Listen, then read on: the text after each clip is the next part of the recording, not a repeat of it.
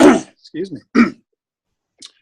Welcome to the call tonight. My name is Curt Ence. I'm the CFO of Live Elite International. It's a pleasure to be with you here tonight. It's a pleasure to have you on the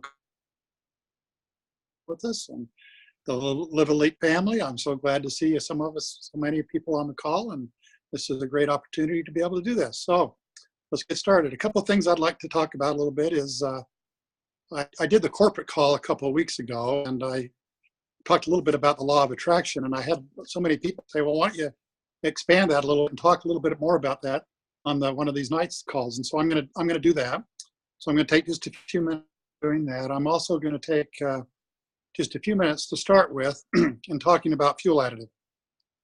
As you know, that's probably my forte, and I understand what that, better than anything else that we sell is the fuel additive, because I've been selling it for so many years. But this is an interesting time of the year because there's a lot of things that happen around October.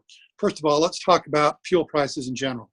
I went on the internet today and I looked to see what kind of fuel prices were all over the world. In the United States, we're average about $3.15 a gallon.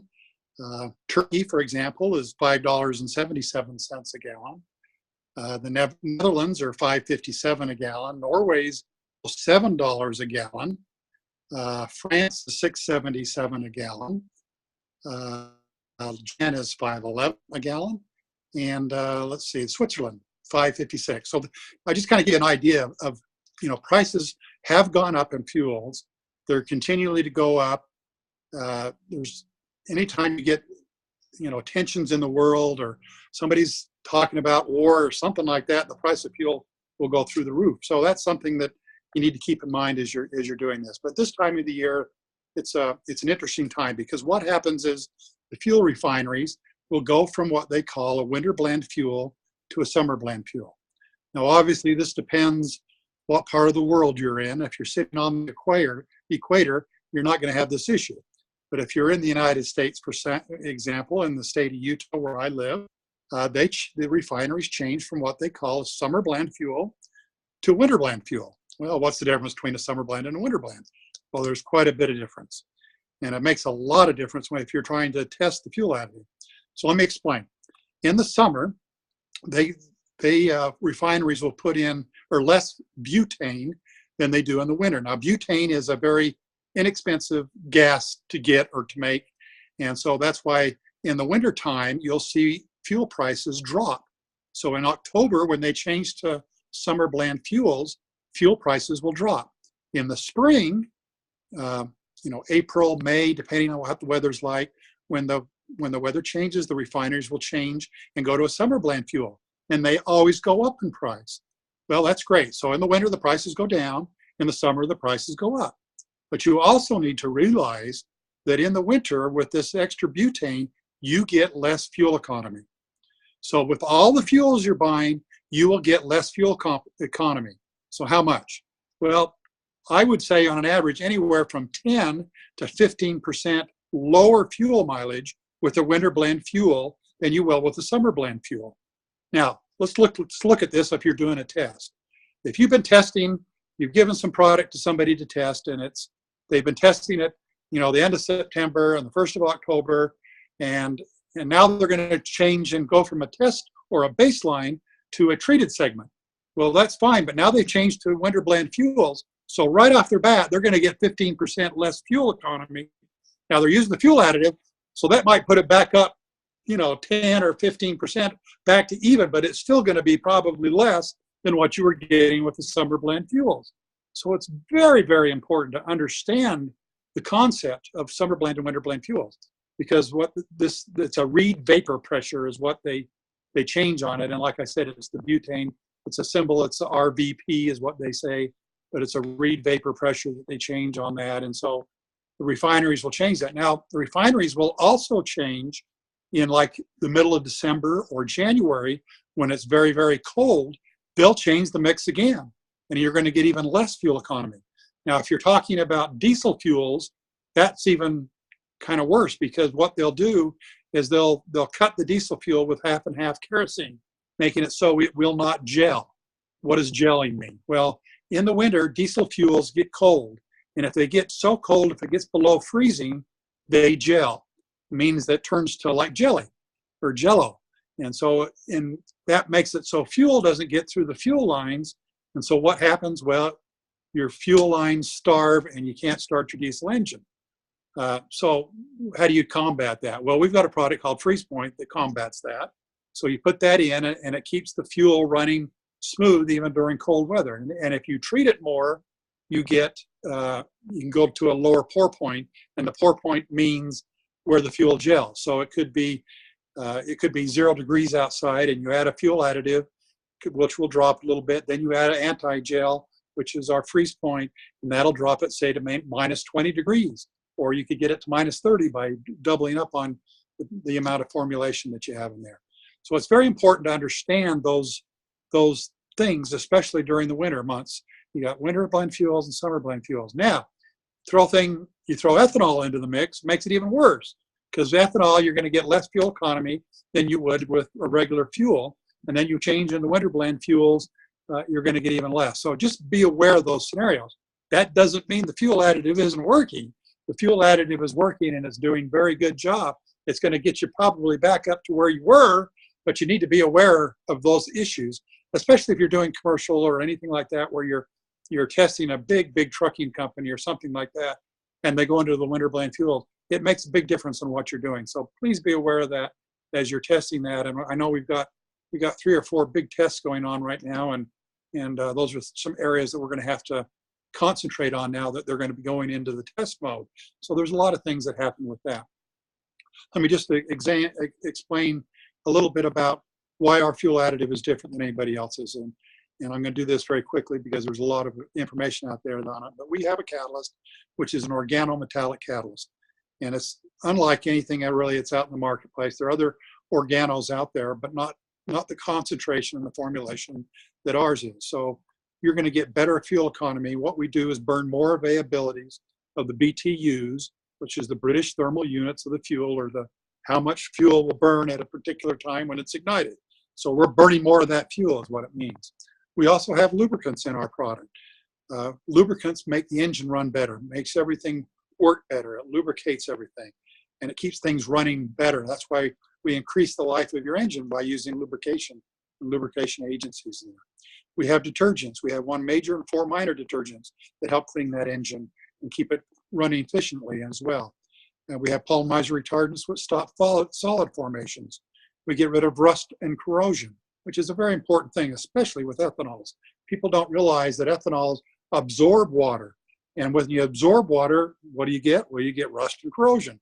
So you've got to be able to do that. And then the next thing that we do is we demulsify water. So we drop the water, get it out of the fuel, so you don't have the rust and corrosion, and you also don't have the problems with water that can be part of the problems with an engine.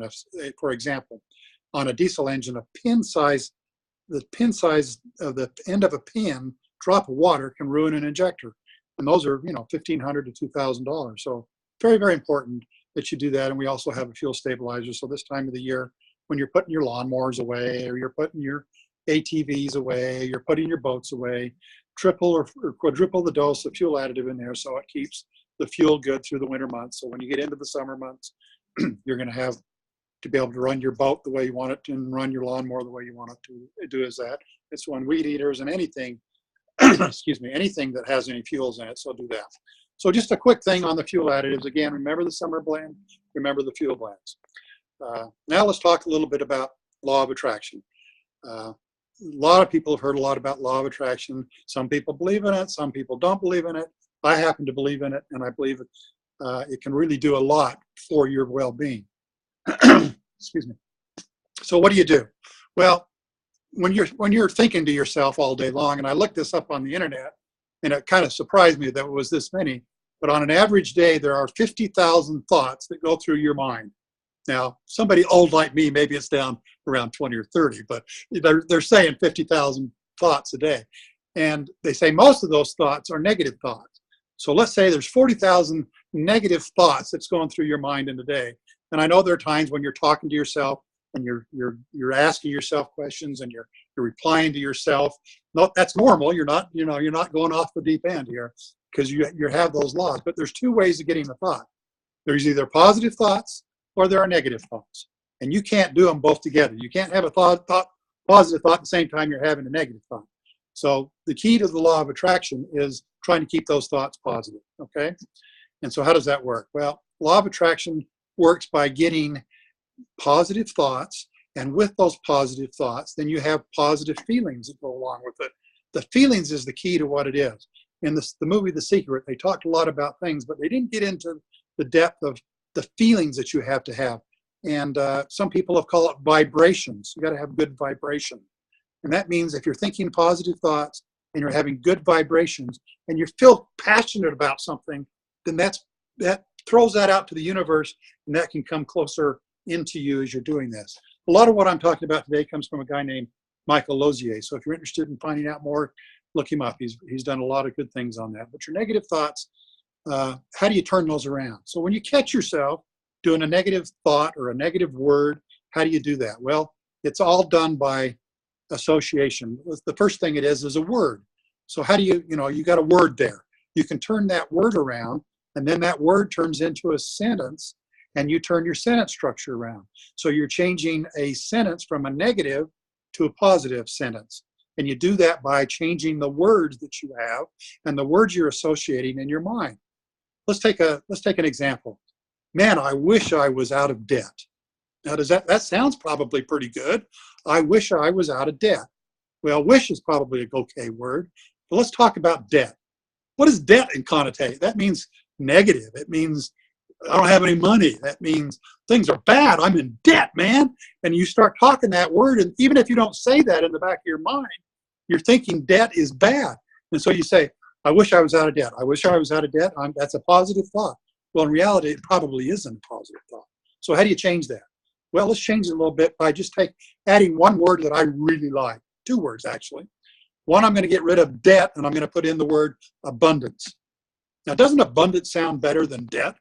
I'm abundant. Hey, and that doesn't mean that I've got $1 million in the bank, but it doesn't mean if I don't have $1 million in the bank, I feel bad because I'm saying I've got $1 million in the bank, and I don't have $1 million in the bank, so it's doing the same thing as the debt. You got a lot of debt, and now you don't have more debt. So you got to realize what you're doing there. But if you say the word abundance, that can be associated with a lot of different things. And then I like the word process. I'm in the process of being abundant. Doesn't that sound a lot better than I'm in debt? I'm in the process of being abundant. I don't have money. Well, I'm trying to get away from that. I'm going to have a positive feeling. And then when you start getting some of these positive reactions that are coming back from the law of attraction, it's amazing how that'll happen. Have you ever tried to use the law of attraction to find a place to park? Well, it's amazing how often that works. It doesn't work every time, but to me, when I'm out trying to find a park, like Saturday, I was out trying my son's soccer game, and every place was parked, every parking lot was stuff. So I said to myself, there's got to be, I started thinking, there's a positive place here. I'm going to pull in here, and I'm going to find one. And guess what? The lady was pulling out, and I pulled right in. Now, is that law of attraction? Some people may say yes, and I'm saying no. But to me, that is, and it worked. And then when I find a dime on the ground, I don't pick that up and I say, oh, wow, just a dime or a penny. I say, look, I'm abundant today. I'm abundant. I put that abundant in my pocket, and that makes it a spread out, and I'm going to become more abundant by doing that. So that's just another way of being able to take that and remove that debt feeling, or remove that feeling of not having it. So there's three things that you need to do when you're trying to do this. One is you need to identify your desire. What is your desire that you're trying to get? What is your desire that you're trying to do? What is your desire? Write it down. The old Harvard Law School, for those who have goals and they keep them in their mind, is one thing, but you write those goals down.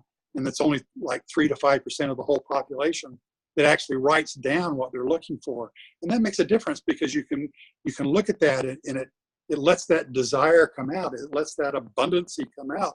It lets that process of being a desire of whatever I want. So that's the first thing. Write that down. And then you got to give it attention. Give it attention by, again, looking at what you've written down, or talking about it, or thinking about it, and being positive about it. And sometimes that's hard. And when those negative thoughts pop back in your mind, you got to work on, this is something you just doesn't come automatically. You got to work on it. Try to change that around in your mind and get it to where you need it to be. So it's a thing. Then the third thing you got to do is you got to allow it to happen. And this is another important thing that you need to do as well, is allow it to happen. Open the door and let it happen.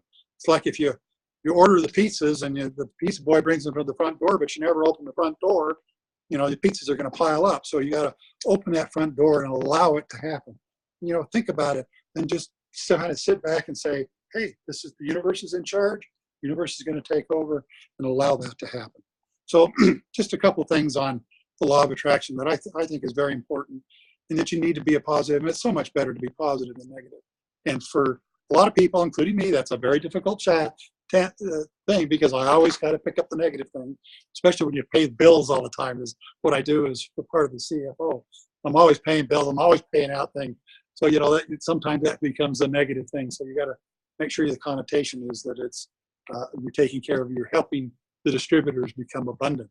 You're helping the people we buy the fuel additive components from being abundant. So anyway, those are a lot of things that happen on that.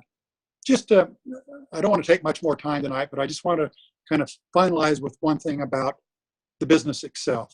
This is the time of year now that you need to get out there and you need to recruit. Everybody's back in school, middle of September, things start picking up, and this is the time where you need to go out there and you need to start to recruit. And that's the key to what you're doing. Set your desire. How many people are you going to talk to on a daily basis?